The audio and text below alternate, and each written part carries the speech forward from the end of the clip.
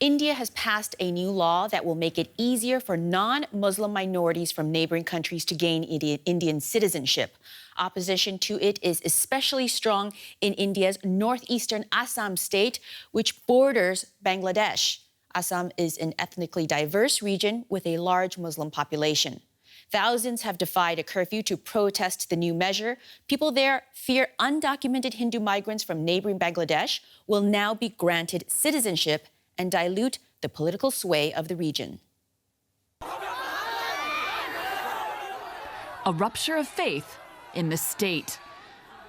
Many here in Assam see the passage of the Citizenship Amendment Bill as a clear message from the Hindu nationalist government that they are second-class citizens. The government, what are they doing? They're trying to make us minority in our own very state, in our own very religion, by giving citizenship to Bangladeshis. The new law would allow non-Muslim religious minorities from neighboring countries, like Bangladesh, to claim Indian nationality. A campaign promise delivered by Prime Minister Modi's BJP government, which denies the measure discriminates against any group. This bill will not harm, even a little bit, any minority, especially our Muslim brothers and sisters who live in this country. Because this bill only gives citizenship, it doesn't take it away from anybody. But critics say the law undermines India's secular constitution and is blatantly anti-Muslim. In this bill, they are targeting a community without naming it. It violates the basic structure of the Constitution. It is divisive and exclusive. It will destabilize our polity, and 18 to 20 million people will not trust us. In a tweet, Prime Minister Narendra Modi hailed a landmark day for India and promised the bill would alleviate the suffering of many who faced persecution. But in Assam, the bill is another reason to distrust Modi's India. A recent citizenship registry exercise excluded 2 million people in Assam, who now have to prove their citizenship or be rendered stateless. Hindus left off the list now have protection, but not Muslims, who could face deportation.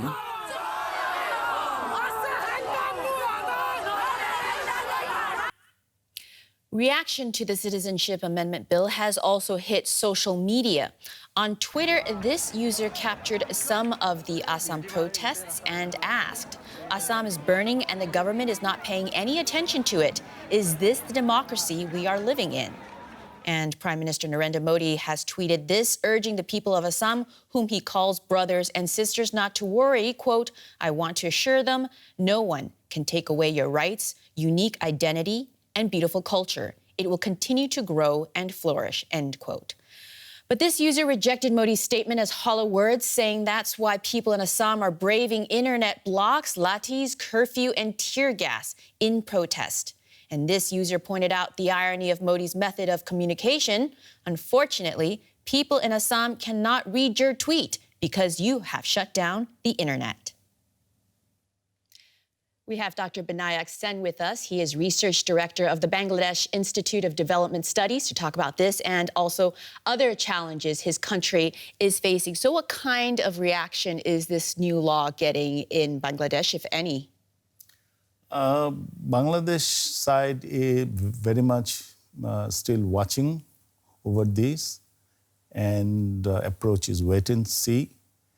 And informally, maybe the signal is that we have to amicably settle so that given the sensitivities in Bangladesh, it is not out of control of either side. So it's a wait and see. We'll have to maybe check back in a few weeks. I want to pivot to the work that you do at your organization and look at the economy in Bangladesh. The economy has been slowing. It's been the weakest in about a decade. Why? I'm not so sure about that characterization because of the reasons that Bangladesh has been experiencing accelerating economic growth. We have been growing over 6% for over last decade, and over the last 3-4 years, we are growing at a rate of 7% per year. And this year, we have accelerated even further to 8% plus. So I don't know where the growth deceleration information comes, but I guess the major origin is that what are the sources of this growth acceleration? When India is slowing down from 6-7% to 4%, how come Bangladesh is growing from 5% to 6% to 7, even 8% plus?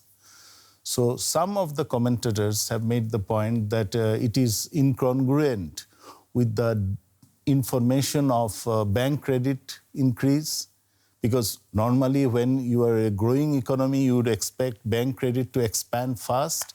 So that is not happening. So that's the reason people are sometimes casting doubt on this.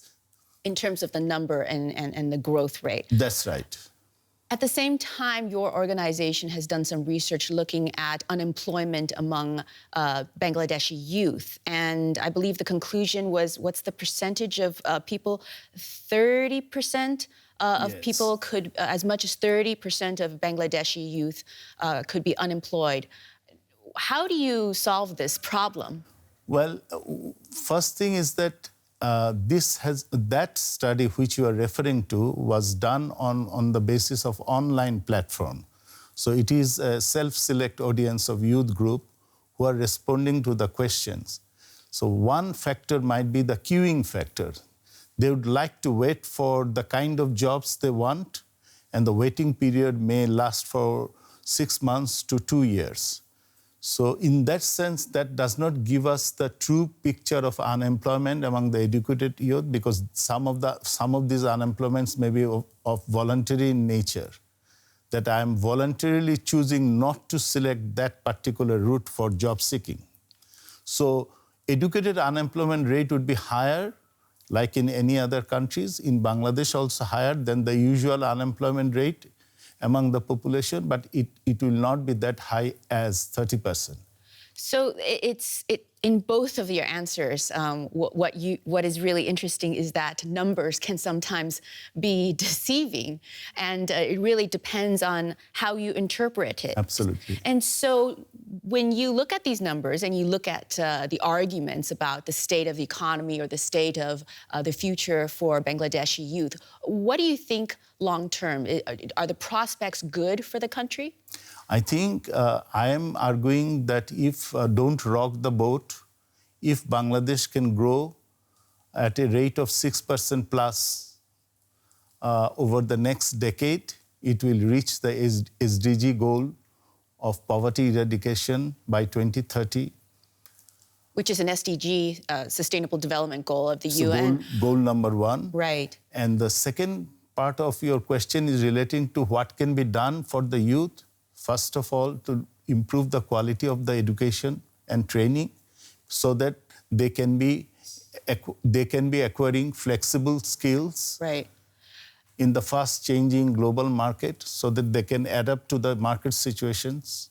Well, but in terms of all that, you're talking about the next decade. The other thing that we read about in the next decade is the impact of the climate emergency on the country. Surely that's going to impact growth. Yes, that is a major concern, and it will affect our long-term growth.